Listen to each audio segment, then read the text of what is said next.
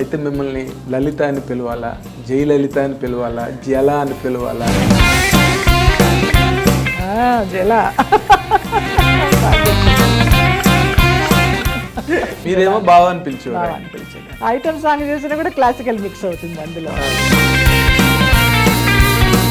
మీ పాలిట మొగాళ్ళే ఎక్కువ శత్రువులు.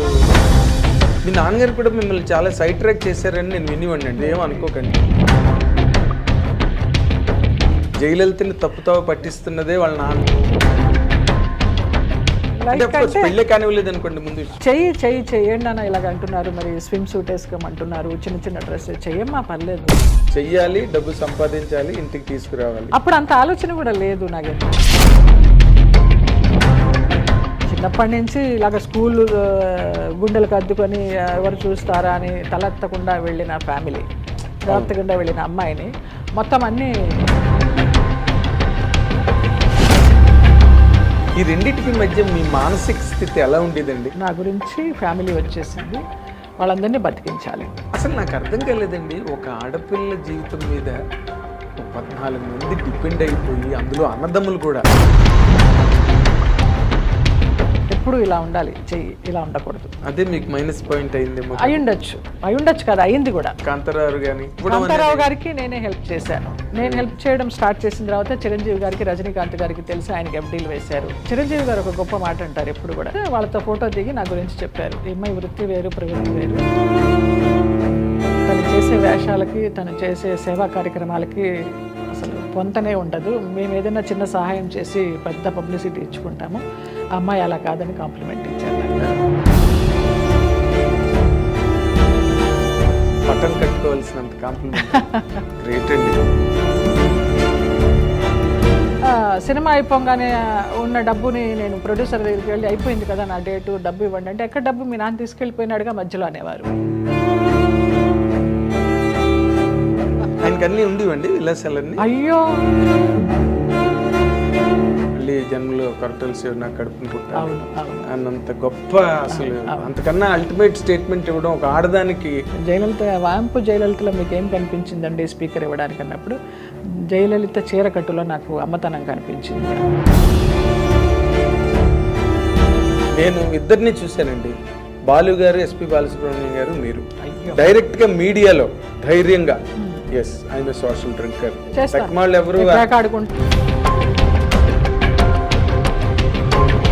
ఎవరు మీకు ప్రపోజ్ చేయలేదండి? పెళ్లి చేసుకుంటానని ప్రపోజ్ చేసే మహానుభావులు ఎవరు దొరకలేదు, ఉంచుకుంటామని వచ్చిన వారే కానీ.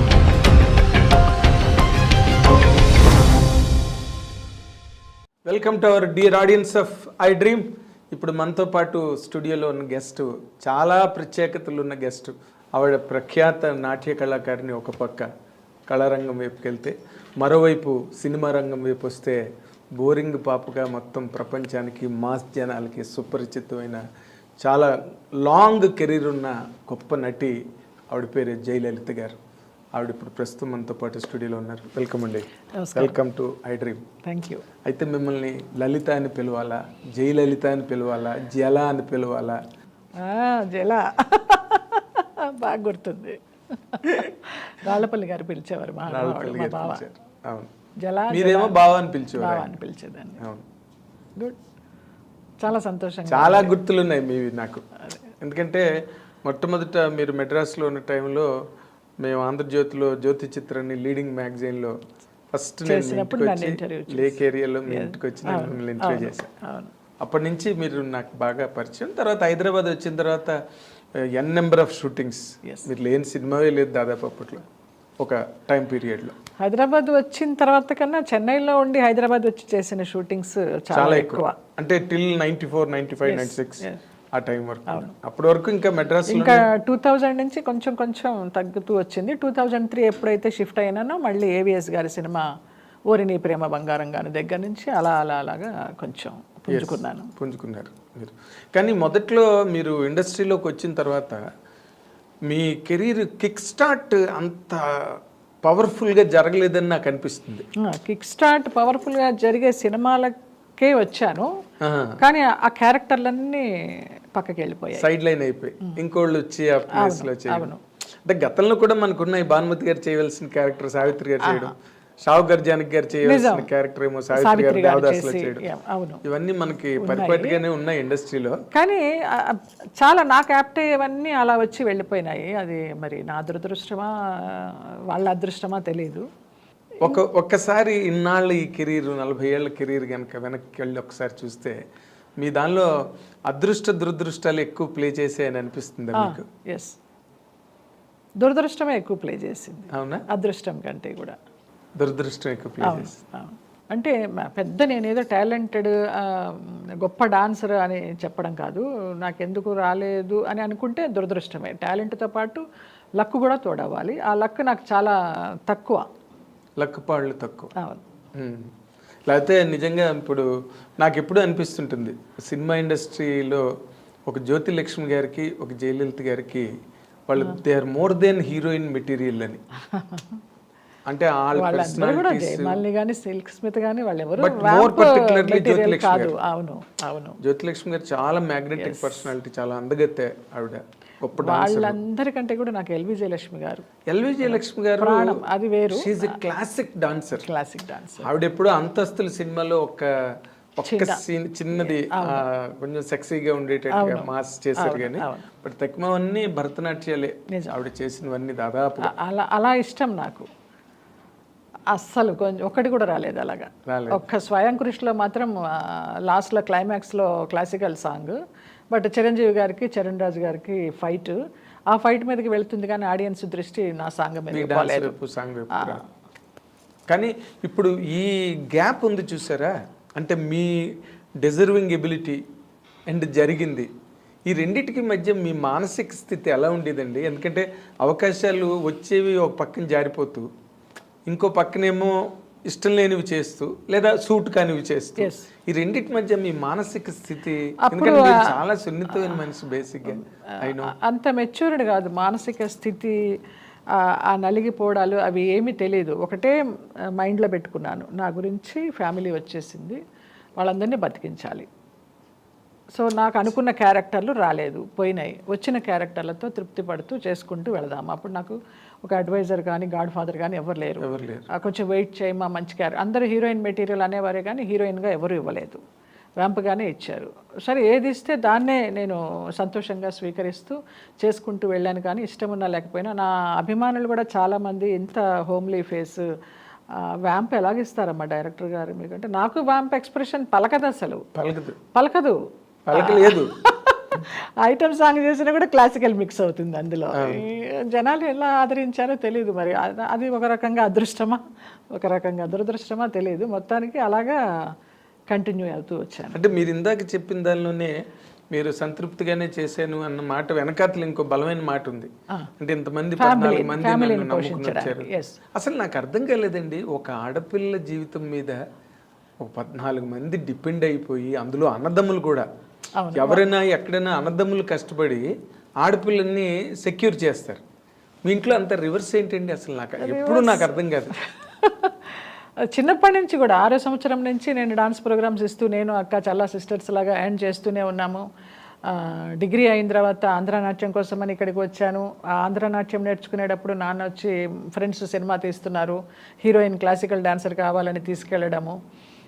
ఇక చిన్నప్పటి నుంచి ఆ సంపాదన తల్లిదండ్రులకి ఇవ్వడమే తెలుసు కానివ్వండి. అదే ఓకే. ఇప్పుడు ఒక స్టేజ్లో మీరు మామూలుగా క్లాసికల్ డ్యాన్సులు ప్రోగ్రాంలు గట్ట చేయడం, అది it is not a full career. అప్పుడు ఇంకా ఏదో ప్రోగ్రామ్కి వెళ్తే వాళ్ళు ఏదో ఒక రెమ్యునరేషన్ లేకపోతే గౌరవ ఆనరోరియం ఏదో, దాంతో కూడా ఫ్యామిలీ గట్టాన్ అయ్యేది. నాన్న జర్నలిస్ట్, ఆయనకి ఓన్ మ్యాగజైన్ ఉండేది నా దేశం పేపరు. నా దేశం. రామారావు గారు ఏదో ఎలక్షన్స్ అప్పుడు ఆ టైటిల్ నాకు కావాలని అడిగారు. అప్పుడు రామారావు గారికి ఇచ్చేసి ఈయన ఇంకా రిటైర్ అయిపోయినారు. ఓకే. అంతకు ముందర రామారావు ఏమైనా ఇచ్చారండి దానికి టైటిల్ ఇచ్చిన? నాకు తెలియదు, మాకు అప్పుడు చిన్నపిల్లలం, మాకు పెద్ద నాలెడ్జ్ లేదు. ఓకే. సో మా డాన్స్ ప్రోగ్రామ్స్ మీదే గెట్ ఆన్ అవుతూ వచ్చారు. అవునా? అన్నదమ్ములు మగపిల్లలు పెద్దన్నయ్యకి ఏదో ఒక 1000 రూపాయల కట్నానికి ఆశపడి అన్నయ్యకి పియూసీ అంటారు కదా అప్పుడు 10th క్లాస్, అది అవ్వగానే పెళ్లి చేసేసారు. ఒక ఇల్లరికి పాలెళ్ళలాగా అన్నయ్య వెళ్ళిపోయాడు పెద్దన్నయ్య. రెండో అన్నయ్య ఏమీ లేదు, తను బీఎస్సీ చదువుతూ అలాగే అంత పెద్ద బాధ్యత గలవాడు కాదు. ఇంకా తప్పలేదు. మీకు ఈ పెద్ద మనసు అన్నది ఇంటి దగ్గరే ప్రారంభమైంది, చిన్నప్పటి నుంచి ఉంది. అదే అంటున్నాను. అందుకనే సినిమా ఇండస్ట్రీని మీరు కంప్లీట్గా ఇచ్చేసుకోగలిగారు, అర్థం చేసుకుని వాటిలో ఉండే ఇబ్బందులు కానీ సాధక బాధకాలన్నింటినీ అర్థం చేసుకుని గెటాన్ అవ్వగలిగారు సినిమా ఇండస్ట్రీ. అది నా గొప్పదనం అని నేను చెప్పను, ఏదో నా తల్లిదండ్రులు ఇచ్చిన జన్మ గొప్పది అనుకుంటాను అంతే. చాలా గ్రేట్ మీరు. ఎందుకంటే ఇప్పటికీ మీరు ఏ రకమైన డిస్సాటిస్ఫాక్షన్ కుటుంబ సభ్యుల మీద కానీ అస్సలు ఎక్కడ లేదు కదా. ఎప్పుడు మన అనుకోవడం కనీసం తలంపుగా కూడా రాదు. నేను ఇంతవరకు తృప్తిగానే అందరికీ పెడుతూ వచ్చా, ఉన్నదానిలోనే, ఉన్నా లేకపోయినా కూడా. పెట్టాల్సి వచ్చిందే ఒక బాధ్యతగానో ఒక బర్డెన్గానో ఎప్పుడు అనుకోలేదు. పెట్టడం ఇష్టం, ఎప్పుడు ఇలా ఉండాలి, చెయ్యి ఇలా ఉండకూడదు. అదే మీకు మైనస్ పాయింట్ అయింది. అయ్యుండొచ్చు, బహుశా అయ్యుండొచ్చు కదా, అయింది కూడా. ఇప్పుడు చాలా మంది మన ఇండస్ట్రీలో కాంతారావు కానీ వాళ్ళు కాంతారావు గారికి నేనే హెల్ప్ చేశాను. నేను హెల్ప్ చేయడం స్టార్ట్ చేసిన తర్వాత చిరంజీవి గారికి, రజనీకాంత్ గారికి తెలిసి ఆయనకి ఎఫ్డీలు వేశారు. మమత, మన కమెడియన్ మమత, ఆమెని సామాన్లన్నీ బయట పడేసి అద్దె కట్టలేదని రోడ్డు మీదకి ఏడిస్తే ఆమెకి నేను 25,000 ఇచ్చి చిరంజీవి గారికి చెప్తే ఆయన ఎఫ్డీ వేశారు దానికి. చిరంజీవి గారు ఒక గొప్ప మాట అంటారు ఎప్పుడు కూడా, నేను పాలకొల్లు నుంచి ఎవరో ఆయన అభిమానులు వస్తే అప్పుడు తీసుకెళ్ళాను, నాకు ఫోటో కావాలమ్మా చిరంజీవి గారితో అంటే, ఆయన అక్కిరాజు గారు అని చాలా పెద్ద ఆయన, మనం పాలకొల్లు వైపు షూటింగ్లకి దానికి వెళ్ళినప్పుడు లొకేషన్స్ పర్మిషన్ అది ఇచ్చేవారు. చనిపోయారు. వంశీ గారికి, పెద్ద వంశీకి చాలా దోస్తు ఆయన. తీసుకువెళ్తే వాళ్ళతో ఫోటో దిగి నా గురించి చెప్పారు, ఈ అమ్మాయి వృత్తి వేరు ప్రవృత్తి వేరు, తను చేసే వేషాలకి తను చేసే సేవా కార్యక్రమాలకి అసలు పొంతనే ఉండదు, మేము ఏదైనా చిన్న సహాయం చేసి పెద్ద పబ్లిసిటీ ఇచ్చుకుంటాము, ఆ అమ్మాయి అలా కాదని కాంప్లిమెంట్ ఇచ్చారు నాకు. What a great compliment. Megastar Chiranjeevi గారి దగ్గర నుంచి అలాంటి కాంప్లిమెంట్ అంటే పట్టం కట్టుకోవాల్సినంత కాంప్లిమెంట్. ఎగ్జాక్ట్, సంతోషించాను చాలు. అలాంటి ఒక మాట ఎంతో తృప్తినిస్తుంది. ఇవన్నీ ఈ అసంతృప్తులన్నీ పక్కనకి వెళ్ళిపోతాయి. అంటే మీరు సినిమా ఇండస్ట్రీలో మీకు లభించిన ఈ కైండ్ ఆఫ్ సాటిస్ఫాక్షన్ ఏదో, దాంతో మీరు ఇంటి హోమ్ ఫ్రంట్ లో ఉన్న షాక్స్ ని బాగా ఇచ్చేసుకున్నారు అనుకుంటున్నాను. అంతే కదా, కరెక్ట్. అంటే బయట ప్రపంచంలో మీరు more successful than at home. అవును, అంతేనా? అవును. మరి మీరు ఎప్పుడు కూడా వాళ్ళకి, కుటుంబంలో ఉన్న వాళ్ళందరికీ మీరు మీ మీరు చూసుకోండి, మీ పని మీరు చేసుకోండి అని ఏ రోజున చెప్పలేదు? ఏ రోజు చెప్పలేదు. నాకు అట్లా చెప్పలేను. నేను మరబొమ్మలాగా వదిలి, నాకు శక్తి ఉంది, నేను చేస్తాను అంతవరకు. ఇప్పటికి కూడా, ఈ రోజు వరకు కూడా అంతే. ఇంకా 2 మేనగోడలు ఉన్నారు నాకు పెళ్ళిళ్ళకి, వాళ్ళకి చేర్చి పెడుతూ ఉంటాను, ఉన్నా లేకపోయినా. నాదే బాధ్యత అంతే. నేను చేస్తే నాకు సంతోషం. నా అమ్మ నాన్నలు పైలోకాల నుంచి నన్ను దీవిస్తారు, వాళ్ళ ఆత్మలు శాంతిస్తాయని నాకు ఒక నమ్మకం. ఎందుకంటే అమ్మ పోయేటప్పుడు చెప్పింది, వీళ్ళందరినీ చూసుకోవే కొంచెం, వాళ్ళు ఎవరికి ఏమీ దోవలేదనేసి. ఇక ఆ మాట ఉండిపోయింది, ఆమె ఇచ్చిన జన్మ ఇది, ఆమె పెట్టిన భిక్ష ఇది అనేసి. అలాగా గ్రేట్ అండి, దండం. ఎందుకంటే మాకు తెలిసిన జయలలిత గారు, ఆవిడ ఎంత సున్నితమైన పర్సన్. ఆర్టిస్ట్ అంటేనే సున్నితంగా ఉంటారు. చిరంజీవి గారు కూడా చాలా సున్నితమైన మనస్తత్వం ఉన్నాయి. ఆయన ఉన్నారండి, మహానుభావులు ఉన్నారు. అలాంటి మా జయలలిత గారు ఇన్నాళ్ళు ఈ జీవన సంగ్రామంలో ఎన్ని ఒడిదుడుకులు, ఎన్ని ఎత్తుపల్లాలు, అలసిపోలా ఎప్పుడు. అలసిపోతే ఇంత గ్లామర్గా పడడం లేవడం తప్పించి అబ్బా అని ఎప్పుడు అనుకోలే. అంటే ఇన్ జనరల్గా నాకు అనిపించిన దాంట్లో మీది అంటే మీకుగా మీకు ఇప్పటి వరకు వెనకాతలు ఒక్కొక్కసారి పర్యావలోకనం చేసుకుంటే మనవి కొన్ని తప్పులు అనిపిస్తాయండి. అన్ని తప్పులే, స్వయంకృతాపరాధాలే మీవే అన్ని. కొన్ని విధిలిఖితాలు అనుకోవచ్చు కానీ స్వయంకృతాపరాధాలు ఎక్కువ, విధిలిఖితం తక్కువ. నీ రాత నువ్వే మార్చుకోవచ్చు అని అంటారు కదా, అటు నా రాత నేనే మార్చుకున్నా. ఓవర్ పొసెసివ్నెస్, కుటుంబ సభ్యుల మీద అలవి మాలిన ప్రేమానురాగాలు, అవసరమైన, అవును, అంటే ఓవర్ ఎఫెక్షన్స్ అవి కూడా తెలియదు తల్లిదండ్రులతో నాకు. మామూలుగా పుట్టాము, పెరిగాము, చదువులు బళ్ళో వేశారు, డాన్స్ నేర్పించారు, ఏం కావాలో అది కావలసిన బట్ట ఇచ్చారు, తిండి పెట్టారు, అంతవరకు. కానీ డిగ్రీ వరకు కూడా నా ఇంట్లో రేడియో లేదు, గుంటూరులో ఉన్నప్పుడు. నేను చెన్నై వచ్చాక ఇవన్నీ ఒకటొకటిగా లగ్జరీ లైఫ్ చూసి చేసుకున్నవి. ఏమో తెలియదు మరి, అది అలా జరిగిపోయింది. అంటే మరి అంతమంది ఉన్న ఇంట్లో రేడియోలు గట్ట ఎక్కడ వస్తాయి? అదే 2 పూట్ల భోజనానికి సరిపోతుంది, రేడియో ఎక్కడి నుంచి? అవును, అప్పుడు బంగాళదుంప కూర చేసి రసం పెడితే చాలా rich food. Rich food exactly. పైగా మీరు బ్రాహ్మలు ప్యూర్ బ్రాహ్మలు. అదే అందుకనే ఇన్ జనరల్గా ఈ సినిమా ఇండస్ట్రీలోకి వచ్చిన తర్వాత మీరు మొదట బిగినింగ్లో అసలు మ్యారేజ్ అన్న కాన్సెప్ట్ మైండ్లో లేదండి మీకు? లేదండి, నాన్న అలాగ నూరి పోసేసారు. నేను డాన్స్ చేస్తున్నప్పుడు, క్లాసికల్ డాన్స్ ప్రోగ్రామ్స్ ఇస్తున్నప్పుడు ఐఏఎస్ ఆఫీసర్స్, ఐపీఎస్ ఆఫీసర్స్ వచ్చేవారు. అమ్మాయి చాలా బాగుంది, మేము సంబంధం చేసుకుంటామని. అసలు పెద్ద పెద్దగా కేకలు పెట్టేసేవారు. హార్ట్ టూట్, నా పిల్ల డాన్సర్ అన్న కావాలి, పెద్ద హీరోయిన్ అన్న కావాలి, అంతే, పెళ్ళనేది చేయని ఈ జన్మలో దానికి అనేవారు. అలాగా నాకు కూడా నిజమేనా తండ్రి కాదు ఊరికే అంటే మన జనరల్గా ఎవరైనా ఏ ఫాదర్ అయినా ఆడపిల్ల ప్రైమ్ మినిస్టర్ అయినా పక్క నుంచి సంబంధాలు చూద్దాం ట్రై చేస్తారు. ఆయనకి లేదు అసలు ఆ ఉద్దేశం. ఇంకా అమ్మ కూడా చాలా నార్మల్ హౌస్ వైఫ్. నేను ఆవిడ చూసానండి, అసలు నోట్ల నుంచి మాటే రాదు. అవును, అలాగా ఒంటి నిండా నగలేసుకుని కూర్చుంటుంది. నేనేం కొనుక్కుంటే ఆవిడకి కూర్చోవడం చెన్నైలో నాకు కూడా కొనిపెట్టే పాపాయి అంటది. అవన్నీ వేసుకుని నా నగలన్నీ వేసుకొని ముత్తైదు నిండుగా అలా కూర్చుంటుంది, అంతే. ధన్యులండి మీ తల్లిదండ్రులు, నిజంగా మీ కుటుంబం. ఎందుకంటే మొత్తం వాళ్ళ శక్తి అంతా దేవుడు మీలో పోస్తాడు. మీరు ఎస్ వాళ్ళందరినీ చూసుకోవాలి, ఎక్కడో కూడా వాళ్ళ మీద పొరపచ్చాలు లేకుండా. బట్ అలాంటి మీకు అంతలా చెవిలో ఇల్లు కట్టుకుని నూరు పోసారు మీ ఫాదర్ అని మీరు చెప్తున్నారు. మరి ఆ రెండో మ్యారేజ్ అసలు ఎట్లా అంటే అది? ఏది రెండు ఇన్ ది సెన్స్ సెకండ్ స్టేజ్లో మీరు మొదట మ్యారేజ్ అన్న పాయింటే లేదు. మొదట మ్యారేజ్ చేసుకున్నాను కదా, మూవీ చేసేటప్పుడు అతనితో లవ్, ఒక 7 సంవత్సరాల లవ్, పెళ్లి చేసేసుకోవడం, ఇంట్లో ఇష్టం లేదు. లవ్ అంటే లివింగ్ టుగెదర్ ఊరికే? లవ్వే. ఇంటికి వచ్చేసేవాడు, మార్నింగ్ నుంచి నైట్ వరకు మన ఇంట్లోనే ఉండేవాడు. నేను ల్యాండ్ లైన్ అయితే ఎవరైనా ప్రొడ్యూసర్ ఫోన్ చేస్తే నేను గొంతు మార్చేసి జయలలిత లాగా కాకుండా వాళ్ళ సిస్టర్ లాగానో ఎవరిలాగానో, లేదండి బిజీగా ఉంది వేరే షూటింగ్లో అని చాలా షూటింగ్లు మానేసిన సందర్భాలు ఉన్నాయి ఇతనితో ఉండడానికి. అట్లా అంత లవ్ చూపించాడు అనమాట. ఇంట్లో లవ్ తక్కువ నాకు. ఎవరికి వాళ్ళు షూటింగ్ నుంచి వచ్చేసరికి నిద్రపోతూ ఉండేవాళ్ళు, లేకపోతే డైనింగ్ టేబుల్ మీద ఫుడ్ ఉంటే పెట్టుకుని తినడమో, లేకపోతే అది కూడా లేకపోతే పడుకోవడమో చేసేదాన్ని. రోజుకి 3 షిఫ్ట్ చేసేదాన్ని. పెద్ద నాతో ఎవరు ఇంట్లో వాళ్ళు కూడా షూటింగ్కి వచ్చేవాళ్ళు కాదు. నా ప్రొఫెషన్ ఇల్లు ఎంత మీ డబ్బులేక తప్పితే మీరు ఇక అంతే, జగమెరిగిన సత్యం అది.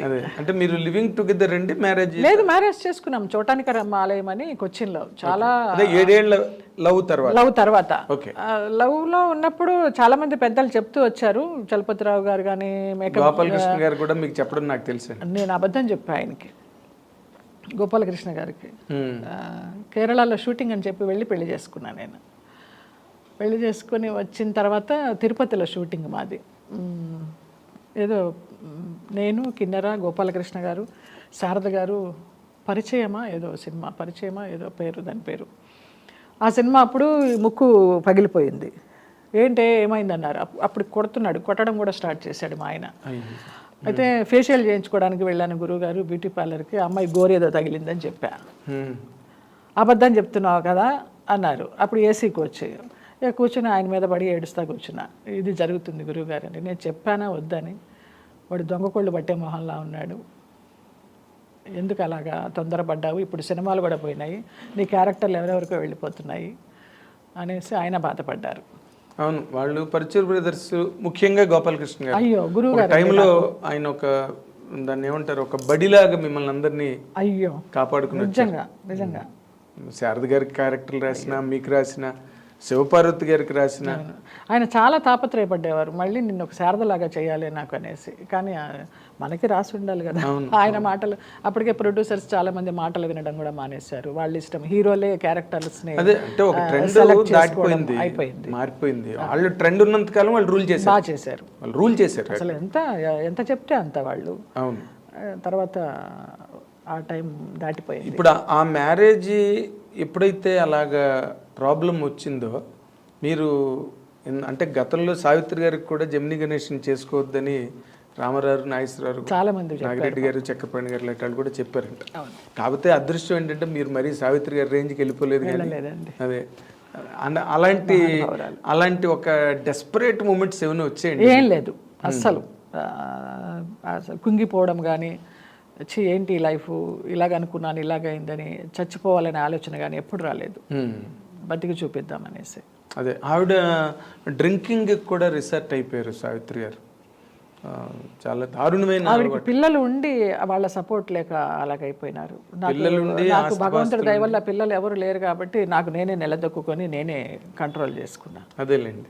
అదే మీరు పిల్లలందరికీ కుటుంబ సభ్యులందరికీ అమ్మ అయిపోయారు కదా, అందుకని మళ్ళీ అమ్మ వాళ్ళని అనిపించలేదు మీకు? లేదు కదా, అస్సలు అనిపించలేదు. కానీ ఇలాంటి మా మంచి జయలలిత గారు అసలు అమ్మ కాలేకపోవడం, ఇప్పుడు అందరూ మిమ్మల్ని అమ్మ అమ్మ అనిపిస్తుంటే జయలలిత గారు లాగా, తమిళనాడు జయలలిత గారు అలాగే ట్రీట్ చేస్తారు ఇక్కడ. ఆవిడ నేషనల్ నెట్వర్క్ ఇంటర్వ్యూలు ఇచ్చినప్పుడు కూడా జయలలిత గారు చెప్పారు, నేను మామూలుగా ఇంట్లో అమ్మను కాలేకపోయాను కానీ బట్ ఐ బికేమ్ ఎన్ అమ్మ టు హోల్ తమిళనాడు. ఎంత గొప్పదనం అండి అసలు, చాలా గ్రేట్. మీరు ఒక చిన్న సైజులో మీరు అట్లాగనమాట ఇంట్లో ఫ్యామిలీ సంబంధించి. కానీ ఈ షాక్స్ లేదా ఈ డెస్పరేట్ సెట్ బ్యాక్స్ ఇవన్నీ మీ కెరీర్ మీద ఎప్పుడు ఇంపాక్ట్ ఏం చూపించలేదండి. నేను చాలా లైట్గా తీసుకుంటూ పోయినాను ఈ దెబ్బలన్నీ కూడా. ఎక్కువ అది తట్టుకోలేనంతగా, నేను భరించలేనంతగా ఎప్పుడు మైండ్కి తీసుకోలేదు. ఇలాగైందా అవని రేపు మంచి జరుగుతుంది అలాగే పాజిటివ్తో వెళ్ళాను కానివ్వండి. నా కెరీర్ మీద ఏమి ఇంపాక్ట్ చూపించలేదు. అంత పెద్ద కెరీర్ అని కూడా చెప్పను నాది, బట్ వెళ్ళిపోయింది, సామాన్యంగా వెళ్ళిపోయింది అలాగంతే. తర్వాత అసలు ఇన్ జనరల్గా నేను చూస్తుంటే ఓ పక్కన బ్రదర్స్, ఇంకో పక్కన ఫాదరు, ఇంకో పక్కన పెళ్లి చేసుకున్న వ్యక్తి, మీ పాలిట మొగాళ్ళే ఎక్కువ శత్రువులు తయారయ్యారేమో. మీ నాన్నగారు కూడా మిమ్మల్ని చాలా సైడ్ ట్రాక్ చేశారని నేను వినివ్వండి అండి. అప్పుడు మీరేమో అనుకోకండి, ఎందుకంటే మెడ్రాస్ ఇండస్ట్రీలో మాట్లాడుకునేవారు జయలలితని తప్పుతావ పట్టిస్తున్నదే వాళ్ళ నాన్న. ఈజ్ ఇట్ ట్రూ అండి? ట్రూ అండి. లైక్ పెళ్ళే కానివ్వలేదు అనుకోండి ముందు విషయం. అదే చెయ్యండి అన్న ఇలాగ అంటున్నారు, మరి స్విమ్ సూట్ వేసుకోమంటున్నారు, చిన్న చిన్న డ్రెస్ చెయ్యమ్మా పర్లేదు, ఆర్టిస్ట్ అన్నీ చేయాలి అనేవారు. అలా అండంలో మీకు ఏమనిపించిందండి? అంటే మీరు చెయ్యాలి, డబ్బు సంపాదించాలి, ఇంటికి తీసుకురావాలి, అప్పుడు అంత ఆలోచన కూడా లేదు నాగేంద్ర. లేదు, ఓకే ఇది కరెక్ట్ అంటున్నారు, అంతే, తండ్రే కదా చెప్తున్నాడు చేద్దాం అంతే. చిన్నప్పటి నుంచి ఇలాగ స్కూల్ గుండెలకు అద్దుకొని ఎవరు చూస్తారా అని తలెత్తకుండా వెళ్ళిన ఫ్యామిలీ, తలెత్తకుండా వెళ్ళిన అమ్మాయిని మొత్తం అన్నీ ఓపెన్ ఇండస్ట్రీకి రాగానే. ఆ అమ్మాయి అయినా ఈ అమ్మాయి అయినా అప్పుడప్పుడు అనుకుంటా, చాలా రేర్గా అనుకుంటా. ఇప్పుడు అదే కాంచన్ గారి లాగా, కాంచన్ గారి జీవితానికి మీ జీవితానికి కొంచెం దగ్గర సంబంధం, చిన్న పోలిక ఉంది, చిన్న పోలిక ఉంది కదా. అవును, ఆమెకి అంతే కదా, పేరెంట్సే కదా, పేరెంట్సే శత్రువులు ఆవిడకి నిజంగా. మధుసూదన్ రావు గారు కూడా సపోర్ట్ చేయాలి, ఒకరు మంచి క్యారెక్టర్స్ ఇచ్చారు కానివ్వండి, ఒక ఇల్లాలిగా స్వీకరించలేదు. ఆవిడ అడిగింది నోరు తెరిచి, అవునా పెళ్లి చేసుకోండి తాళి కట్టండి అని. చేసుకోలేదు, దే లివ్ టుగెదర్, చాలా ఉన్నారు. ఆమెకు అది తృప్తి లేదు, ఒక ఇల్లాలుగా ఉందాం అనుకున్నారు, అది ఆయన ఇవ్వాల. అదేంటో అసలు అర్థం కాదు. లాస్ట్ వరకు కూడా ఆవిడ మెడ్రాస్లో ఉన్న రోజుల్లో లాస్ట్ వరకు కూడా కొన్ని కుటుంబాలకి సంబంధాలు చూడమని అడిగేవారు ఆవిడ. అవును అవును, నేను చేసుకుంటానని. అవును, ముఖ్యంగా చాలా ఇష్టం, పెళ్లి చాలా ఇష్టం ఆవిడకి. జంజాల్ గారి వైఫ్ని పదే పదే అడిగేవారు ఆవిడ, మ్యారేజ్ చేసుకుంటే ఏదైనా మంచి సంబంధం ఉంటే చూడండి. ఇవన్నీ కూడా ఇల్లు, పెళ్లి, పిల్లలు ఇవన్నీ ప్రాప్తం ఉండాలి, లేకపోతే జరగవు. సినిమా యాక్టర్లకి ఎందుకండి ఇలా జరుగుతుంది? సినిమా యాక్టర్లు ఎంతమంది బాలేరు? వాణిశ్రీ గారు బాలేరా? జమున గారు బాలేరా? అప్పుడు అందరూ పాత వాళ్ళందరూ బాగానే. 2 ఎగ్జాంపుల్స్ మీరు గబుక్కుని చెప్పగలిగారు. అదే ఆలోచించండి, సడన్ గా గుర్తు. జమున గారు అండ్ వాణిశ్రీ గారే. కాంచన్ గారు కానీ, కాంచన్ గారి గురించి ఇప్పుడు చెప్పారు, షావుకార్ జానకి గారు కానీ, కృష్ణ కుమార్ గారు షావుకార్ లైఫ్ స్టైల్ వేరు, ఆవిడ అంతే చాలా లైట్ తీసుకుంటూ వెళ్తారు, ఆవిడ కూడా పెద్ద పట్టించుకోరు. మళ్ళీ కృష్ణ కుమార్ గారు చాలా సెన్సిటివ్, చాలా సంసార పక్షంగా ఉండాలి అనుకునే మనిషి, ఆవిడ అలాగే ఉన్నారు. మంచి పీక్ లో ఉన్నప్పుడు కదా ఆవిడ మానేసి మ్యారేజ్ చేసుకుంటారు ఆవిడ. అవును, ఇప్పుడు అలాంటి పరిస్థితుల్లో మీరు ఈ కెరీర్ని నేను మెయింటైన్ చేయాలా, కంటిన్యూ చేయాలా, లేకపోతే అనే ఒక నిరాశ ఎప్పుడు కలగలేదు కదా? నాకు వచ్చింది ఇది ఒకటే విద్య, అయితే డాన్స్ లేకపోతే నటన. డాన్స్ చేయడం మానేశాను, వ్యాంపు వేషాలు వేస్తున్నాను, మళ్ళీ క్లాసికల్ డ్రెస్ వేసుకొని స్టేజ్ మీద పర్ఫామ్ చేస్తే ఎలా ఆదరిస్తారో తెలియదు, అందుకొని చేయలేదు, మానేశాను. స్కూల్ పెట్టమన్నారు. స్కూల్ పెడదామంటే పేరెంట్స్ పంపిస్తారా పిల్లల్ని, ఈ వ్యాంపు వేషాలు వేసి ఆవిడ ఐటమ్ సాంగ్స్ చేసి ఆవిడ క్లాసికల్ డాన్స్ ఏం చెప్తుందని పంపించరేమో అన్నీ నాలో నేనే ఆన్సర్స్, నాలో నేనే క్వశ్చన్స్ వేసుకొని మొత్తానికి ఆ డాన్స్ ప్రాక్టీస్ని దూరం పెట్టి అంతా అలాగా షేప్ అవుట్ అయిపోయినా. తర్వాత శోభనాయుడు గారి ట్రూప్లో చేరాను. శోభనాయుడు గారు ఎప్పుడు అంటూ ఉండేవారు, మేడం ఎందుకమ్మా ఉన్న విద్యను అలాగా చంపేస్తావు, చెయ్యి నాతో బ్యాలెన్స్ చేయని. సరే ఆవిడతో బ్యాలెన్స్ చేద్దాం బాగుంటుంది కదా అని వెళితే అన్ని జెంట్స్ క్యారెక్టర్స్ ఇచ్చేది ఆవిడ. వెంకటేశ్వర స్వామి, కృష్ణ తెలియకుండా నేను మొత్తం డాన్స్ చేసి మేకప్ తీసేదాకా జయలలిత మీరా వెంకటేశ్వర స్వామి వేసింది అని అనేవాళ్ళు. అది నాకు తృప్తినివ్వలేదు. అక్కడి నుంచి మానేసి వచ్చాను. మొన్న కరోనా టైంలో కొంత ఆశ తీర్చుకున్నాను. అందరూ షూటింగ్స్ లేవు, ఏమీ లేవు కదా, మా ఫ్లాట్స్లో అందరూ పెద్దవాళ్ళు చిన్నవాళ్ళు అందరూ వచ్చి డాన్స్ నేర్పు జయమ్మ, బేసిక్స్ అన్న నేర్పు అంటే వాళ్ళతో 2 నెలలు అలాగా చక్కగా సంతోషంగా గడిపాను ఆ డాన్స్ నేర్పుతూ. అంటే కాంతి, ఇప్పుడు నార్మల్గా మీరు మంచి పీక్లో ఉన్న రోజుల్లో అసలు కాల్ షీట్ మీద కాల్ షీట్ చేయడం నాకు తెలుసు. అంటే దానికి తగ్గట్టుగానే మీకు ఇన్కమ్ కూడా ఉంటుంది ఆ రోజున. ఇన్కమ్ ఎంతండి, మాకు మేము డిమాండ్ చేసేదాన్ని కదా అసలు. నేను హైయెస్ట్ రెమ్యునరేషన్ తీసుకుంది ₹1,00,000 ఇంద్రుడు చంద్రుడిలో, రామానాయుడు గారి పిక్చర్లో. అంతే, దాని లోపలే అన్ని 40, 50, 30. అంటే అప్పుడు ఫస్ట్ రెమ్యునరేషన్ 10,000. అప్పుడు స్కేల్ అలాగే ఉండేది కదా. అందులో ఏమొచ్చేది, నాకు అడ్వాన్స్ మాత్రమే వచ్చేది. సినిమా అయిపోగానే ఉన్న డబ్బుని నేను ప్రొడ్యూసర్ దగ్గరికి వెళ్ళి అయిపోయింది కదా నా డేటు, డబ్బు ఇవ్వండి అంటే ఎక్కడ డబ్బు మీ నాన్న తీసుకెళ్ళిపోయినాడుగా మధ్యలో అనేవారు. అలా కూడా బోల్డ్ రెమ్యునరేషన్ పోయింది. మీ నాన్నగారు మామూలు క్యాండిడేట్ కాదండి. విలాస పురుషులు. ఆయనకి అన్నీ ఉండేవండి విలాసాలన్నీ. అయ్యో, షావుకార్ జానక్ గారు, సావిత్రి గారు వీళ్ళందరూ ఫ్రెండ్స్ ఆయనకి. జగ్గయ్య గారు, రాజబాబు గారు, పెద్ద సర్కిల్ అయింది. ఆ సినిమా ప్రపంచానికి ఆయన మాయలా పడి ఎడిక్ట్ అయిపోయారు. నా పిల్ల హీరోయిన్ కావాలి, నా పిల్ల హీరోయిన్ కావాలి. హీరోయిన్ కావాలని అనుకోవడం తప్పలేదండి. దానికి తగ్గ ప్రయత్నం ఆయన చేయలేదు, నాకు తెలియదు, ఆయన చేయలేదు. సౌందర్య వాళ్ళ ఫాదర్ కూడా సత్యనారాయణ గారు పిల్లల సౌందర్య హీరోయిన్ బాగా గ్రూమప్ చేశారు సౌందర్య. ఆయన మధ్యలో సడన్ గా పోయారు. కానీ అదే మనం వాళ్ళని కూడా బ్లేమ్ చేయడం కాదులేండి, టోటల్ గా మనకి ఏది రాసి పెట్టిందో అదే డెస్టినీ. మీ నాన్నగారిని ఎప్పుడు అడగలేదా మీరు, నన్ను తీసుకెళ్ళిపోయి ఉంట కదా నువ్వు ఆఫీస్ నుంచి డబ్బు అని? అడిగేదాన్ని, అవునమ్మా తీసుకున్నాను అనేవారు. సింపుల్, అంతే. ఇప్పుడు ఇన్ని గొడవల మధ్యలో మీరు 40 ఏళ్ల కెరీర్, నేను ఇందాక అడుగుదాం అనుకున్నది ఏంటంటే ఇన్కమ్ సోర్సెస్ ఒక టైంలో 40,000, 50,000 అన్నది కంటిన్యూస్గా ఉండేవి. అవును. తర్వాత ఒక్కసారి కెరీర్ డ్రాప్ అవగానే ఇన్కమ్ సోర్సెస్ కూడా తగ్గుతాయి, ఖర్చులు ఏం తగ్గవు. దాన్ని ఎట్లా మేనేజ్ చేసి? అది మా అక్క గొప్పతనం అండి. నాతో చల్లా సిస్టర్స్ అని నా అక్క ఒక ఆమె చేసేది, శ్రీలక్ష్మి. ఆ అమ్మాయి మెయింటైన్ చేసేదండి ఇల్లంతా. ఓకే. సో మీకు కటికి చీకట్లో కాంతిరేఖ ఆవిడ, అది చాలా బాగా మెయింటైన్ చేసేది ఇల్లు. నాకు తెలియదు ఇచ్చేసేదాన్ని, అది ఏం చేసేదో తెలియదు, అమ్మ ఏం చేసేవారో తెలియదు. మంచిగానే చేర్చి పెట్టారు, ఎప్పుడు ఆర్థిక ఇబ్బంది అనేది రాలా, గ్యాప్ ఉన్నా కూడా. ఓకే. ఆవిడ అంతా జాగ్రత్తగా పొదుపు చేసి, పోయిన డబ్బు పోయినా మీ నాన్నగారు పట్టుకెళ్ళిపోయినా మిగిలిన దాన్ని ఉన్న డబ్బుతోటి బాగానే సంసారాన్ని ఇదికొచ్చింది. Oh, that is where you are saved అండి. ఆవిడని మీరు గట్టిగా నాకు తెలియదు, నేను పట్టించుకునేదాన్ని కాదు. నీ దగ్గర డబ్బు లేదు, ఏమన్నా కావాలన్నా నన్ను అడగడానికి కూడా అడిగే ఛాన్స్ లేదు. మొత్తం తీసుకొచ్చి వాళ్ళకే ఇచ్చేదాన్ని కదా. నాకంటే ఏమి ఇన్కమ్ ఉండేది కాదు, పాకెట్ మనీ ఏం పెట్టుకునేదాన్ని కాదు, ఇన్కమ్ ఉన్నా కూడా. సో వాళ్ళే చూసుకునేవారు. ఇంకా నన్ను, నా దగ్గరికి అసలు ఆర్థిక ఇబ్బందుల్ని రానిచ్చేవారే కాదు. అసలు నేను దాచేదాన్నే కాదు, ₹1 కూడా. రెమ్యునరేషన్ తీసుకొచ్చి ఎట్లాగండి డైరెక్ట్గా మీ సిస్టర్కి ఇచ్చేవారు? చెక్ అయితే బ్యాంకులో వేసేవారు, కొంత బ్లాక్ కొంత వైట్ ఇస్తూ ఉండేవారు, వాళ్ళకి ఇచ్చేసేదాన్ని. అమ్మ అక్క మెయింటైన్ చేసేవారు. ఓకే. కానీ బట్ ఎక్కడొక్కడ మీరు పరిస్థితులు చేయి జారిపోతున్నాయి, మనం దీని మీద కంట్రోల్ పెట్టాలి అని అంతా పోయి నాకు తెలిసింది. ఈ చూసిన అక్కే ఒక ఫ్రెండ్తో కలిసి ఏదో ఒక షిప్ బిజినెస్ అనేసి అతను ఏదో నమ్మించి నా డబ్బు, దాచిన డబ్బు ఏదైతే ఉందో దాన్ని కొంచెం కొంచెం స్వాహా చేస్తూ చేయడం మొదలుపెట్టారు. తెలీదు నాకు, ఇంట్లో ఎవరు చెప్పలేదు. నేను బయట అవుట్డోర్లకు వెళ్ళడము రావడము ఇలాగ జరుగుతుంది, కానీ అది చెప్పలేదు. ఒక రోజు డౌట్ వచ్చి అడిగేసరికి అప్పటికే చాలా పోయింది. వచ్చేస్తుంది, 100 కోట్లు వస్తుంది, 50 కోట్లు వస్తుంది, ఎక్కడికి పోదు నీ డబ్బు, ఇచ్చేస్తాము అని చెప్పేసేవారు. అది రాలా. ఎవరు మీ అక్క బావగారునా? అక్కకి మా బావగారు లేరు. అక్క నేను డాన్స్ ప్రోగ్రామ్స్ చేసేటప్పుడు అక్క పెళ్ళయిన తర్వాత అది 3rd month ప్రెగ్నెంట్గా ఉన్నప్పుడు మా నాన్న ముందరే ఇచ్చేసేవారు మా డాన్స్ డేట్స్. 1 నెల ముందరే ఫిక్స్ అయిపోయేవి. అంత బిజీ మేము చల్లా సిస్టర్స్గా. ఓకే. కూచిపూడి డాన్స్లో 1000 పర్ఫార్మెన్సెస్ ఇచ్చాము ఆల్ ఓవర్ ఇండియాలో. గ్రేట్.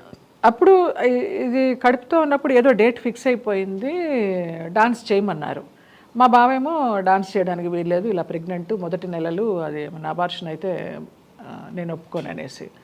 కానీ నేను డబ్బులు తీసుకున్నాను కాబట్టి చేయాల్సిందే అని నాన్న పట్టుపట్టారు. ఇంకా ఆ డాన్స్ ప్రోగ్రామ్ చేసినప్పుడు ఇతనికి కోపం వచ్చి వెళ్ళిపోయారు. అబార్షన్ ఏమీ అవ్వలేదు, బాగానే ఉన్నాడు, బాబు పుట్టాడు, వాడికి ఇప్పుడు 2 బాబులు. అప్పటి నుంచి తండ్రి అంటే ఎవరో తెలియదు ఆ అక్క కొడుక్కి, దానికి భర్త అంటే ఎవరో తెలియదు. ఇంకేదో సర్కిల్ పరిచయం అవుతూ ఉంటుంది కదా, ఆ సర్కిల్లో ఏదో పెద్ద బిజినెస్ ఉందమ్మా, సిస్టర్ కూడా బాగా సంపాదిస్తుంది కదా, మనకి ఇన్కమ్ బాగా వస్తుందని దానికి ఏదో మాటలు చెప్పి మొత్తానికి స్వాహా చేశారు. మీతో కనీసం చర్చించలా. ఆ ఒక్క ఇల్లు మిగిలింది. ఆ ఇల్లు కూడా పోతుందని ఎందుకో ఎవరో చెప్తే విన్నాను నేను. వినేసి 99లో అమ్మ పోయింది దసరాల్లో. 2005లో నాన్న పోయారు దత్త జయంతి రోజు. వీళ్ళిద్దరు పోయిన తర్వాత వాళ్ళిద్దరిని సొంత ఇంట్లో పోనిచ్చి అక్కడే వాళ్ళకి కార్యక్రమాలన్నీ చేసి సంవత్సరికాలన్నీ చేసి అప్పుడు ఆ ఇల్లు అమ్మేశాను. లేకపోతే ఆ ఇల్లు కూడా నాకు ఉండేది కాదు. ఆ ఇల్లు అమ్మేస్తానంటే అప్పుడు నాకు ఆడిటర్ రామ్మోహన్ రావు గారు, బ్రహ్మయాండ్ కంపెనీ, ఆయన ఇన్కమ్ ట్యాక్స్ ప్రాబ్లం వల్ల సగం నా పేరు మీద సగం అమ్మ పేరు మీద పెట్టారు. అమ్మ పేరు మీద పెట్టిన దానికి మేము సంతకాలు పెట్టమన్నారు. మాకు కూడా రావాలి అమ్మ ఆస్తి అని. కానీ నాది ఆస్తి అమ్మ పేరు మీద ఉంది కాబట్టి మాకు ఆస్తి రావాలి, ఆస్తి ఇస్తామంటే వాటా ఇస్తామంటే సంతకాలు పెడతామన్నారు. సరే పర్వాలేదు, అన్నదమ్ములు అక్క చెల్లెళ్ళకే కదా ఇచ్చేది అనేసి సగం వాళ్ళకి ఇచ్చి సగం నేను తెచ్చుకొని ఆ డబ్బుతో ఇక్కడ కొనుక్కొని హైదరాబాద్లో అలా హైదరాబాద్ షిఫ్ట్ అయ్యాను. ఓకే. సో మీకు అడుగడుగునా అసలు అన్ని అవాంతరాలే, ఎక్కడ కూడా మీకు సపోర్ట్ గా ఉన్నది ఏం లేదు. ఒక సిస్టర్ మీకు ఏదో బాగున్నది ఆవిడ కొంత అనుకుంటే ఆవిడ ద్వారా కూడా మీకు అది ఏదో నమ్మేసింది, ఏదో ఎక్కువ డబ్బులు వచ్చేస్తాయి అందరం సెటిల్ అయిపోతామని ఏదో మనిషికి ఉంటుంది కదా. ఇప్పుడు ఆవిడ మీతోనే ఉన్నారండి? చెన్నైలో ఉందండి, వాళ్ళ అబ్బాయితో ఉంది. ఓకే. పెద్దక్క వాళ్ళ అబ్బాయిలతో ఇక్కడ బాచిపల్లిలోనే ఉంటుంది. పెద్దన్నయ్య చెన్నై, రెండో అన్నయ్య చెన్నై. రెండో అన్నయ్య మీకు తెలుసు, జయదేవ్, ఆంధ్రజ్యోతిలో ఫ్రీలాన్స్గా పనిచేసేవాడు. వాడిద్దరు కూతుళ్ళే నాకు బాధ్యత, నా బిడ్డల్లాగానే. ఇప్పుడు ఎక్కడున్నాడు జయదేవ్? చెన్నైలో, కొడంబాకం. ఓకే, కొడంబాకం. ఇప్పుడు ఇంతమందికి మీరు లైఫ్లు సెటిల్ చేసి వాళ్ళందరికీ ఒక జీవన మార్గాన్ని ఏర్పరిచి అందరూ బాగుండి మీరు ఫైనల్గా అసలు మీ డెస్టినేషన్, మీ గమ్యం ఎలా ఉంటుందో ఎప్పుడైనా ఊహించుకుంటారండి? నేను ఊహించాను కదా, నాకు ఈశ్వరుడు ఉన్నాడు, ఆయన చూస్తాడు నా డెస్టినేషన్. నాకేం కావాలి, ఎవరు నా దగ్గర ఉండాలి, నాకేం చేయాలి, నా అంతిమ దశ ఎలా ఉండాలి అనేది ఆయన. ఇంత ఫిలసాఫికల్ నేను కర్మ సిద్ధాంతాన్ని బాగా నమ్ముతాను నాగేంద్ర. ఇప్పుడు రమణ మహర్షి గారు కూడా చాలా, నాకు పెద్ద ఫోటో ఉంటుంది హాల్లో, ఆయన ముందు కూర్చొని మాట్లాడుకుంటాను, ఆయన ముందు కూర్చొని మెడిటేషన్ చేసుకుంటాను. ఆ మెడిటేషన్లోనే మానస సరోవర్ అంతా తిరిగి వస్తాను. ఈశ్వరుడు నా చేయి పట్టుకుని ఆ మానస సరోవర్ అంతా చూపించినట్టు హాయిగా ఉంటుంది, మనసు తేలిగ్గా ఉంటుంది. అవునా? ఇప్పుడు మరి ఒకసారి మ్యారేజ్, సినిమా ఇండస్ట్రీలో ఒక మ్యారేజ్ పాడవడం అన్నది చాలా కామన్ గా మనం చూసింది. నాకు ఆ థాట్ భయపడిపోయాను నేను. ఒక పెళ్లి, ఒక ప్రపోజల్ కూడా రాలేదండి? రాలేదు, ఎక్కడ రాలేదు, ఎవరు రాలేదు. నేను ఆ చోటు ఇవ్వలేదు, ఎవరు రాలేదు కూడా. ఓకే. మీరు పైగా ముఖ్యంగా మీరు చెప్పిన ప్రతి మాటలోని ఒక గోపాలకృష్ణ గారు ఉన్నారు, ఒక చలపతిరావు గారు, ఏవిఎస్ గారు, గిరిబాబు గారు ఇప్పటికీ ఫోన్ చేస్తారు. విమెన్ సపోర్ట్ ఏం లేదా మీకు ఇండస్ట్రీ? ఏం లేదంటే ఫోన్లు చేస్తారు, అక్క, వదిన, అమ్మ అనుకుంటూ. రాగిణి పాపం ఎప్పుడు ఫోన్ చేస్తుంది, రక్ష, లతాశ్రీ చేస్తూ ఉంటారు. అక్క తిన్నావా, వదిన బాగున్నావా, అన్నపూర్ణమ్మ గారు, అన్నపూర్ణమ్మ, వైవిజయ, శ్రీలక్ష్మి, ఆ బ్యాచ్ వేరు. వాళ్ళు నాతో పెద్ద క్లోజ్ ఉంటారు. నేను పూర్ణి అని పిలుస్తాను కానీ ఎక్కడన్నా ఫంక్షన్లో కనిపిస్తేనే హలో అని. రాగిణి ఎక్కువ టచ్లో ఉంటుంది, రక్ష, లతాశ్రీ టచ్లో ఉంటారు, చిట్టిబాబు, జయమ్మ ఎలా ఉన్నావు అనేసి, గోపాలకృష్ణ గారు, వీళ్ళే. సో ఆడమలయాళం ఎక్కడ లేదు. హేమ ఎప్పుడన్నా చేస్తూ ఉంటుంది. అక్క నీ ఇంటి భోజనం తినాలి. మా మేనమామ కొడుకు బాచి అని నాతో ఉంటాడు, వాడు చాలా బాగా చేస్తాడు వంటలు. వాడి భోజనం తినాలని వస్తూ ఉంటారు చాలా మంది, రోజు 10 మంది తింటారు మన ఇంట్లో ఇప్పటికి. మహాతల్లి మీద దండం. అయితే ఇన్ జనరల్గా ఇప్పుడు సినిమా ఇండస్ట్రీలో మీ ప్రయాణంలో చేదు అనుభవాలు అని అనిపించి గబుక్కుని తలుచుకోగానే ఒక్కసారి శివరు షేక్ వచ్చి నన్ను అందరూ తిడుతున్నారు, నువ్వు ఒక్కొక్కసారి ఇంటర్వ్యూలో బేలగా అయిపోయి ఏడుస్తున్నావు, ఇంకొకసారి ఏడుస్తూ ఇంటర్వ్యూ ఇచ్చావంటే మాత్రం మర్యాదగా ఉండదు నువ్వు అసలు. నేను అసలు మీరు ఏడవలసిన అవసరం లేదు, మీరు అక్కడే ఏడ్చారు. నేను బ్లాస్ట్ అయిపోతున్నాను సడన్ గా. కొంతమంది గురించి చెప్పేటప్పుడు కొన్ని ఇన్సిడెంట్లు తలుచుకున్నప్పుడు నాకు తెలియకుండా అది ఆ కడుపులోంచి దుఃఖం వచ్చేస్తోంది, ఆ కంట్రోల్ అవ్వడం లేదు. ఒక గుమ్మడి గారి గురించి అడిగినా, ఒక శరత్ బాబు గారి గురించి అడిగినా, ఈ నా పెళ్ళి ఇలాగ అయిపోయింది. మొన్న ఒక సినిమాలో నాకు షష్టి పూర్తి సీను, నాకు పాత హీరో సురేష్ గారికి అస్సలు ఎంత ఆనందంగా చేశాను. నిజంగానే పెళ్లి కూతురులాగా సిగ్గుపడుతూ నాకు నేనే చాలా నచ్చాను ఆ ముస్తాబులో. ఆ ఉంగరాలు తీయడము, ఆ పాణిగ్రహణము, ఆ తలంబరాలు పోసుకోవడం, అరుంధతి నక్షత్రం చూడడం భలే చేశాడు ఆ డైరెక్టరు. చాలా నచ్చింది. అప్పుడు అనిపించింది అబ్బా మళ్ళీ పెళ్లి చేసుకుంటే బాగుండే, ఇంకొక జన్మ ఉంటే, ఈ జన్మలో కాదు ఇంకొక జన్మ ఉంటే మళ్ళీ. కానీ ఈ జన్మే మోక్షం అట, నాకు ఇంకో జన్మ లేదట జాతకం ప్రకారం. జాతకాలు గట్టి నమ్ముతారండి? అప్పుడు నమ్మేదాన్ని, చాలా పెట్టాను. ఇప్పుడు లేదు, ఇప్పుడు జాతకం లేదు, ఏం లేదు, ఓన్లీ రమణ మహర్షి, ఏక నిరంజన్ అంతే. అదే ఇందాక మీరు అంటున్నప్పుడు, ఇప్పుడు నేనే ఫర్ ఎగ్జాంపుల్ మన మెడ్రాస్ డేస్ నుంచి నేను మిమ్మల్ని చూసిన దాని మనిషిగా చాలా బాధ అనిపించే సందర్భాలు మీరు ఎలా తట్టుకున్నారా అని నేను చిట్టుబాబు రెగ్యులర్గా మాట్లాడుకుంటున్నాను. దాంట్లో ఈ సందర్భాలన్నీ దొరుకుతాయి. మనందరం ఒక ఫ్యామిలీ లాగా మెడ్రాస్లో ఉన్నాం కాబట్టి ఆ సెంటిమెంట్ ఎక్కువ ఉంటుంది. మీరు ఇప్పుడు కళ్ళ నీళ్ళు పెట్టుకున్నారంటే మాకే ఒకసారి కళ్ళు చెమర్చున్నారు. నాట్ నెసరీ, ఎందుకంటే యూఆర్ బోల్డ్ లేడీ. ఒక్కొక్కసారి చేదు అనుభవాలు అన్నారు కదా, అన్నీ చేదు అనుభవాలే, కానీ వాటిని అన్నింటినీ తీపి అనుభవాలు చేసుకుని వచ్చాను నేను. అది అదే అంటే ఇన్ జనరల్గా డైరెక్టర్స్ లేకపోతే బయట అపోహలు ఏంటంటే ఈ లేడీ ఆర్టిస్టులు చాలా ప్రాబ్లమ్స్ ఫేస్ చేస్తారు సినిమా ఇండస్ట్రీలో, right from the beginning to the last point. అలాంటి సందర్భాలు మీరు ఏమైనా ఫేస్ చేశారా? మా టైంలో నేను చూడలేదండి. ఇప్పుడు ఈ కాస్టింగ్ అస్సలు నాకు తెలియదు, ఆ మాట పలకడం కూడా రాదు నాకు అసలు. టు బి ఫ్రాంక్, మా అదృష్టం అలాంటిది, మేము చేసిన యుగం అలాంటిది కాదు. చాలా బాగున్నాం, అందరూ ఆప్యాయంగా పని ఉందా లేదా, డబ్బులు ఉన్నాయా లేదా, తిన్నావా లేదా అని అడిగిన వాళ్ళే కానివ్వండి. ఇలాగా మనకు తెలియదు ఈ ఫోర్స్లు, బలవంతాలు. మీరు రామారెడ్డి గారి స్టూడియోకి ఆయనతో కాఫీ తాగడానికి అయ్యో ఎప్పుడు అక్కడే కూర్చునేదాన్ని. జయ ఖాళీగా ఉన్నావా, రామ్మ కాఫీ తాగి వెళ్ళమ్మా అనేవారు. ఇప్పుడు కొత్త వాళ్ళందరికీ అసలు ఎఫెక్షన్స్ లేవు, ఏం లేవు, మన పాత వాళ్ళకే ఉన్నాయి అవన్నీ. కాసేపు నీతో కూర్చుంటే హాయిగా ఉంటుంది. ఎఫెక్షన్స్ కన్నా ఇన్ఫెక్షన్స్ ఎక్కువైపోయింది జనరల్గా, అందుకే ఈ కరోనాలు అవన్నీ కూడా. ఇప్పుడు నేను బాగున్నానండి. అందరూ జయలలిత మన అమ్మాయిని ఆదరించారు కానివ్వండి, చిన్న చూపు చూడలా. ఇప్పుడు ఏదైనా కొత్త సినిమాలు వస్తే భయం నాకు. చాలా చోట్ల నేను ఈ ఎగ్జాంపుల్ చెప్పాను, బడి నుంచి మళ్ళీ కాలేజీకి వెళ్తున్నట్టు ఉంటుంది, స్కూల్ నుంచి కాలేజీకి వెళ్తున్నట్టు ఉంటుంది, వాళ్ళు ఎలాగ బిహేవ్ చేస్తారో, నన్ను ఎలా చూస్తారో అని భయపడుతూ వెళ్తాను. కానీ అక్కడికి వెళ్ళాక నాకు పాజిటివ్గానే ఉంటుంది, అంతా బాగానే చూసుకుంటారు. అంటే ఇప్పుడున్న జనరేషన్ డైరెక్టర్స్ కానీ, ప్రొడ్యూసర్స్ కానీ, కో ఆర్టిస్టులు కానీ అందరూ కూడా మీలాంటి సీనియర్స్ని బాగా గౌరవిస్తున్నారండి సెట్లోని. కానీ చూసా, 1-2 సినిమాలు చేశాను. ఒకటైతే తమ్ముడు సత్యం గారి ఆధ్వర్యంలోనే, అది పాత స్కూలే, దాని గురించి అసలు ఇంత కూడా ఆలోచించక్కర్లేదు. ఇది ఒకటి సక్సెస్ అని ఆలీ తమ్ముడు ఖయ్యం చేస్తున్నాడు, మెయిన్ లీడు. అందులో కూడా మంచి క్యారెక్టర్, మంచి ప్యాడింగ్, అందరూ బాగా చూసుకున్నారు.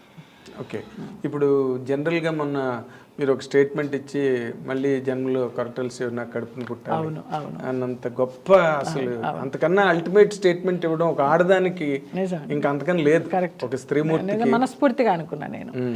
ఆ పిఎన్ఆర్ గారు అడిగిన దానికి ఆయన చెప్పిన సమాధానం నాకు చాలా నచ్చింది. వాంపు జయలలితలో మీకు ఏం కనిపించిందండి స్పీకర్ ఇవ్వడానికి అన్నప్పుడు, జయలలిత చీరకట్టులో నాకు అమ్మతనం కనిపించింది అన్నారు. ఆయన స్టేట్మెంట్ బాగుంది, మీ స్టేట్మెంట్ అంతకన్నా గొప్పగా ఉంది. వచ్చేస్తుంది యాక్షన్కి రియాక్షన్, అంతే. అది మనస్ఫూర్తిగా వచ్చింది, ఏదో మనం ఇది చెప్పాలి అని అనుకుని వెళ్ళింది కాదు, ఆ స్పాట్లో వచ్చింది, చెప్పాను నేను. అదే, కానీ మీరు ఒక ఆలోచనలో ఎక్కడో చిన్న పొరపాటు ఉందేమో అని అనిపించిందండి. అదేంటంటే మీరు మామూలుగా డ్యాన్స్ స్కూల్ పెడితే వ్యాంప్ వేషాలు వేసిన జయలలిత స్కూల్ పెట్టడం ఏంటి అనేది ఎక్కడో ఒకటి తెలియని మీకు. అవును. బట్ మంజు భార్గవ్ గారు శంకరాభరణం సినిమా ముందు ఆవిడది లక్ అండి, ఆవిడది ప్యూర్లీ లక్. టాలెంటెడ్ కాదని చెప్పను కానీ అసలు ఆ శంకరాభరణంతో ఎక్కడికే వెళ్ళిపోయింది. అలాగే నాకు ఒక సప్తపది మయూరి దొరికింటే నేను ఎక్కడికి వెళ్ళేదానో నాకు తెలియదు. ఇవాళ మీ ముందర కూర్చొని ఇంటర్వ్యూ వచ్చేదానో లేదో తెలియదు, రిటైర్ ఇచ్చేవారేమో, ఇవ్వకుండా ఎక్కడ ఉంటారు, ఎక్కడికి వెళ్ళిపోతారు. కానీ ఆవిడికి అబ్బా ఇప్పుడు జనరేషన్లో ఇది ఎక్కువైపోయిందండి. ఇంటర్వ్యూ ఇవ్వడం అంటే అదేదో చాలా మాకు చాలా గొప్ప ఆపర్చునిటీ ఇచ్చి, అబ్బో మాకు చాలా గొప్ప అవకాశం ఇచ్చి మమ్మల్ని చాలా పెంచి పెద్ద చేసే ఒక పెద్ద సోపానంలాగా ఫీల్ అవుతున్నారు ఆర్టిస్టులు. మీరు ఇంకా ఆ జనరేషన్ కాదు కాబట్టి మీరు ఏమైపోయినా ఇంటర్వ్యూ ఇచ్చి ఉండేవారు ఫర్ దట్ మ్యాటర్. కానీ మీరు ఆవిడ శంకరాభరణం లాంటి సినిమా కనుక మీకు పడి ఉంటే మీ కెరీర్ బాగుండేది. ఇన్ జనరల్గా మీకున్న కెపాసిటీ, అదే చెప్తున్నా, డాన్సింగ్ కెపాసిటీ లిఖితం ఎలా ఉందో అలాగే. అదే తర్వాత ఇప్పుడు మీరు స్కూల్ మళ్ళీ ఎప్పుడు పెట్టినా ఎక్కడ పెట్టినా ఒరిజినల్గా మీకున్న ఆ టాలెంట్ వల్ల మీరు మళ్ళీ వాళ్ళతో కృష్ణుడు వేషం వేశారు, వెంకటేశ్వర స్వామి వేషం వేశారు. అవన్నీ మీకు యాడ్ అవ్వలేదండి? యాడ్ అవ్వలేదండి. గోదావరి పుష్కరాల్లో చేశాను, బ్రహ్మోత్సవాల్లో చేశాను. ఇప్పుడు గ్రహణం సినిమా చేస్తే ఒక ప్లస్ పాయింట్, టర్నింగ్ అవుతుంది లైఫ్ అని అనుకున్నాను. ఏమీ లేదు. అతనే మీకు మళ్ళీ వేషాలు ఇవ్వలేదు. మోహన్ కృష్ణ నేను ఫోన్ చేసి అడుగుతాను, నేను ఏ కృష్ణ నాకు ఇన్ని సినిమాలు చేస్తున్నారు, ఇంతమంది పెద్ద ప్యాడింగ్ పెట్టుకుని నాకు వేషం లేదా అంటే నేను ఆర్టిస్ట్ని కాదా అని అడుగుతాను. అయ్యో అమ్మ, ఒక గ్రహణం లాంటి క్యారెక్టర్ మీరు చేసిన తర్వాత మీకు ఆ స్థాయికి మించిన పాత్ర ఇవ్వాలి, కానీ నేను ఎట్లా పడితే అట్లా క్యారెక్టర్ ఇవ్వలేను అన్నాడు.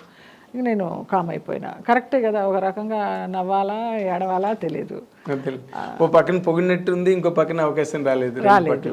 తను అలాంటి క్రియేషన్స్ ఉన్న డైరెక్టర్స్ తలుచుకుంటే చేయొచ్చు, ఒక పాత్ర సృష్టించవచ్చు. ఆయన భరణి గారిని కంటిన్యూ చేశారు అలాగే, కానీ నాకు ఇవ్వలేదు. తర్వాత మాయాబజార్లో ఇచ్చారు, కానీ చిన్న క్యారెక్టర్. మన ఎస్పి బాలసుబ్రహ్మణ్యం గారితో ఆ క్లైమాక్స్లో వస్తాను. భూమిక మన ఆనందరాజా చేసిన మాయాబజార్ చేశాను. గ్రహణం తర్వాత మార్పు వస్తుంది అనుకున్నాను, భరత్ అని నేను తర్వాత మార్పు వస్తుంది అనుకున్నాను, రాలా. జడ్జెస్ లాయర్స్ వచ్చినాయి కానివ్వండి, మళ్ళీ ఆ స్టేచర్కి తగ్గ క్యారెక్టర్స్ రాలేదు. అంటే మీ వైపు నుంచి ఏమైనా, అంటే నార్మల్గా ఫ్యామిలీ రిలేషన్స్, ఒక కాంటాక్టు అందరితోనూ ఆ మేకప్ తీసి ఇంటికి వచ్చానా, నా ప్రపంచం నేను. మరి ఇది ఒక వ్యాపార ప్రపంచం కదండి, రిలేషన్స్ మెయింటైన్ చేయలేదు అసలు. మన వాళ్ళు అంటారు కదా, సినిమా ఇండస్ట్రీలో ఒక సేయింగ్ ఉంది కదా, out of mind is out of sight అని, లేదా out of sight is out of mind. మరి అది మీరు మెయింటైన్ చేయకపోవడం అన్నది మీ పొరపాటు కాదు? ఏమో, అదే శరత్ బాబు గారు అంటూ ఉంటారు, మనం తినే ప్రతి బియ్యపు గింజ మీద ఎవరి పేరు రాసి ఉంటుందో వాళ్ళే తింటారు. ఆయన అలాగే కూర్చున్నాడులేండి జీవితంతో, ఆయన అడిగితేనే. లేదు, ఆయన చేశారు చక్కగా, అంటే ఆయనగా పడిపోయి అడిగి చేయలేదు, కానీ ఆయన దగ్గరికి వచ్చిన క్యారెక్టర్లు అలాగే చేసే ప్రతి పాత్ర మీద మన పేరు రాసి ఉండాలి అనేవారు. అదొకటి నమ్ముతా, కరెక్టే. మనం అడవిలో కూర్చున్నా తీసుకొచ్చి మంచి వేషం వేయించే సందర్భం ఉండొచ్చు, మనం వాళ్ళు ఎదురుకుండా కూర్చున్నా కూడా ఇవ్వని సందర్భాలు ఉండొచ్చు. ఓకే, అది. సో మీ జాతకం ప్రకారం ఇంకా ఫ్యూచర్లో మీకు మంచి దశలు అవన్నీ ఉన్నాయని చెప్పారండి మీ జ్యోతిష్కులు? అసలు ఇప్పుడు జ్యోతిష్కుల్ని సంప్రదించడమే మానేశారా? మీ నక్షత్రం ఏంటి? అసలు నాకు జాతకమే లేదు అసలు. ఆ జాతకం కూడా రాయించాలా అమ్మ నాన్న పుట్టినప్పుడు? గుడివాడలో పుట్టాను. ఫోటో పెట్టుకోవాలండి, పెట్టుకున్నారా ఇంట్లో అమ్మ నాన్నది? చాలా గుడ్డి జ్ఞాపకం చెప్తుంది అమ్మ. అమావాస్యకి 3 రోజుల ముందర పుట్టావు, శనివారం పుట్టావు అని చెప్తుంది, కానీ అసలు ఏమో తెలియదు. జాతకం లేదండి ఇంతవరకు. నేను ఏదో ఫేస్ రీడింగ్ అలాగా చేయి చూసి చెప్పిన వాళ్ళే కానివ్వండి, నాడి జాతకం ఏదో వైదీశ్వరన్ కోయిల్ అలాంటి వాటిలో వెళ్ళిందే కానీ జాతకం లేదు. జూలై 5th అనేది కూడా నా పుట్టినరోజు ఎలా వచ్చిందంటే అది కూడా తెలియదు. ఆ బళ్ళో వేసిన రోజు నీ పేరేంటమ్మా అంటే నా పేరు లలిత. అంతకు ముందనే కథానాయకుడు చూశాను, జయలలిత, ఎన్టీ రామారావు గారి మూవీ. ఆ నాన్న లలిత అని చెప్పబోతుంటే నేను జయలలిత అని చెప్పాను, అలాగే జయలలిత అయ్యాను. ఆ జూలై 5th అనే డేట్ ఎలా వచ్చిందో తెలియదు, కానీ చిన్నప్పటి నుంచి ఆ సర్టిఫికేట్లో జూలై 5th ఉంది, కానీ జాతకం లేదు. ఓకే, అంతే. అసలు వండర్ఫుల్ అండి మీ ఫ్యామిలీ, అసలు మామూలు వంశం కాదు. అన్నలకి అక్కలకి అందరికీ ఉంది జాతకం, నాకే లేదు అసలు. ఇది నిజంగా మీరు ఏడవలసిన సందర్భం అంటూ ఉంటే ఇది తక్కువ ఏం అక్కల, ఎందుకంటే మీరు బోల్డ్గా ఎదుర్కొన్నారు, బోల్డ్గా నిలబడ్డారు, ప్రతి దాన్ని ఛాలెంజ్గా తీసుకున్నారు. మీరు మీ లైఫ్ని గేమ్గా తీసుకున్నారు, ఛాలెంజ్గా తీసుకున్నారండి? రెండు తీసుకోవాలి. అసలు ఆ గేమ్ ఛాలెంజ్ రెండు లేవు. అదో మానన్న మీ సాఫీగా వెళ్ళిపోతుందా? ఇప్పుడు మీతో కూర్చొని ఆనందంగా మాట్లాడానా? నైట్ వెళ్ళి తిన్నానా, నిద్రపోయినా, పొద్దున ఆరోగ్యంగా లేచానా, ఇంతే. నేను ఇద్దరిని చూశానండి, బాలు గారు, ఎస్పి బాలసుబ్రహ్మణ్యం గారు, మీరు అయ్యో. డైరెక్ట్గా మీడియాలో ధైర్యంగా yes I'm a social drinker, నేను అందరితో నేను చెప్పానేమన్నా, అందుకే చెప్పాను మీ ఇద్దరే తక్కువ ఎవరు ఆడుకుంటాను, డ్రింక్ చేస్తాను, చక్కగా విహారయాత్రలు చేస్తాను, భక్తి యాత్రలు చేస్తాను, అన్నీ ఉన్నాయి, అన్ని కోణాలు ఉన్నాయి నాకు. All in one. నా ఇష్టం, నాకు సొసైటీకి సమాధానం చెప్పాల్సిన అవసరం లేదు. ఓకే, నా జీవితం, నా ప్రశాంతత, నా ఇష్టం. ఉన్నది చిన్న జీవితం, అది అనుభవించు. నేను ఇందాక అన్న పాయింట్ వేరేగా తప్పిపోయిందండి. మీరు మంచి ప్రైమ్లో ఉన్నారు, మొదటి మ్యారేజ్ ఫెయిల్ అయినప్పటికీ కూడా తర్వాత మంచి ప్రైమ్లో ఉన్నారు, చాలా బ్యూటిఫుల్గా ఉండేవారు, and you're a busy actress all the while. పోనీ ఏదో మీరు నాన్ ప్రొడక్టివ్ కాదు, ప్రొడక్టివ్గా మంచి కెరీర్లో ఉన్నారు. ఎవరు మీకు ప్రపోజ్ చేయలేదండి? లేదు, ప్రపోజ్ చేయడాలు, పెళ్లి చేసుకుంటానని ప్రపోజ్ చేసే మహానుభావులు ఎవరు దొరకలేదు. ఉంచుకుంటామని వచ్చిన వారే కానీ ఉంచుకుంటామని అడిగారు, చాలామంది అడిగారు.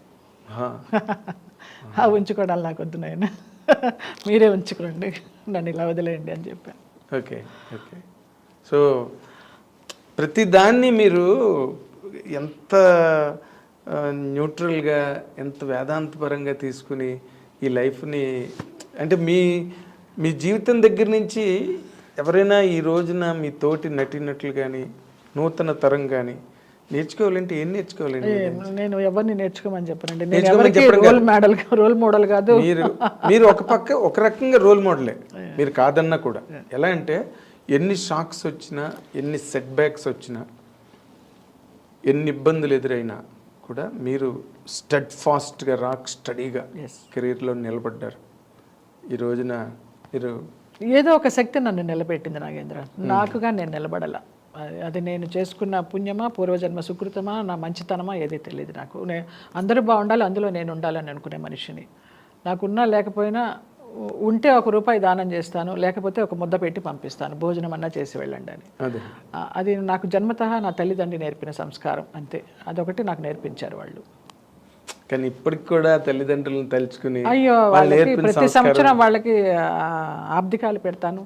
అన్నయ్య వాళ్ళ ఇంట్లో పెడితే నేను వెళ్ళి దగ్గరుండి పెట్టిస్తాను, నేనే ఖర్చు పెడతాను. బంగారాలు మీ అర్థం, అసలు ఆ విషయంలో డౌటే లే నిజంగా.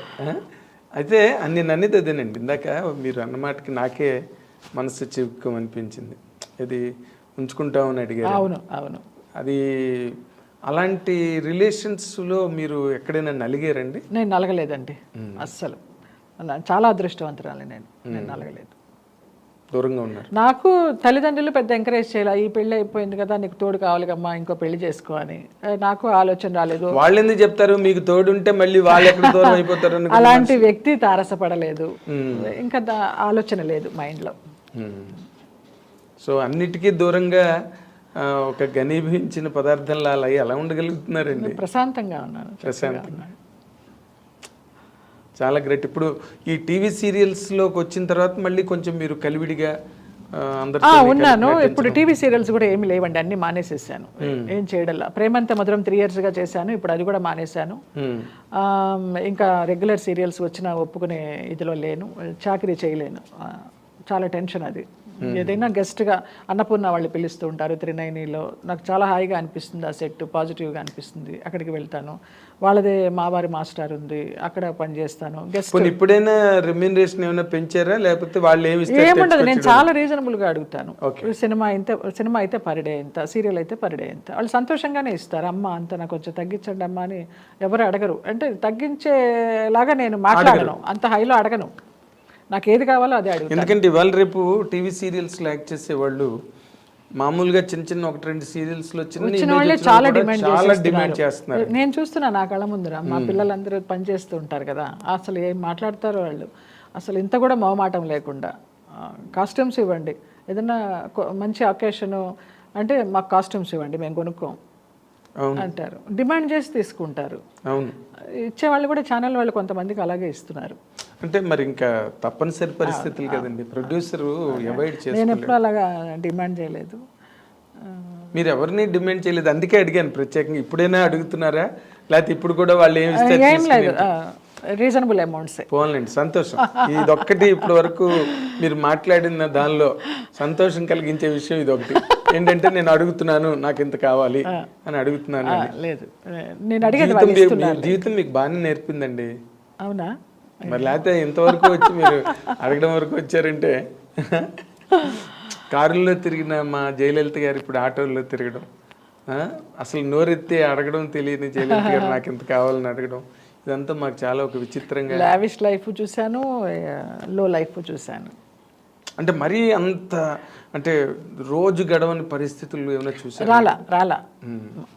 అది చాలా నేను అదృష్టం చేసుకునేది. లేదు, అలా రోజు గడవని పరిస్థితులు కాకపోయినా కూడా నాగబాబు గారు నాకు పిలిచి సహాయం చేసిన సందర్భాలు ఎన్నో ఉన్నాయి. నేను ప్రతి ఇంటర్వ్యూలో చెప్పుకుంటా, ఆయన నాకు దేవుడు అనేసి. జయ ఉందామ్మా లేదమ్మా, ఏదో కేఫ్లో కూర్చుని ఉంటారు, రా ఒక కాఫీ తాగు, కవర్ తీసుకెళ్ళు అంటారు. ఎవరు నాకు అంత హెల్ప్ చేయలే. ఆయన బావ అని పిలుస్తాను. ఈ మధ్యకాలంలో ఆయన పెద్ద టచ్లో లేరు. అదే ఆయన వేరే పొలిటికల్ యాక్టివిటీలో మనము పెద్ద డిస్టర్బ్ చేయకూడదు అంతే. చాలా మీకు ఉన్న ఏదో గంగిగోవు పాలు గరిటెడైన చాలంటారే, అలాగే మీకు ఒక చిరంజీవి గారి ఆదరణ ఉంది, ఒక నాగబాబు గారి ఆదరణ ఉంది. ఉన్న ఆదరణ వాళ్ళ వరకు వెళ్ళే స్థితి ఇంకా రాదు అని కూడా అనుకుంటాను. చాలా అసలు ఇది చాలా గొప్ప హర్షణీయమైన విషయం అండి మా అందరికీ కూడా.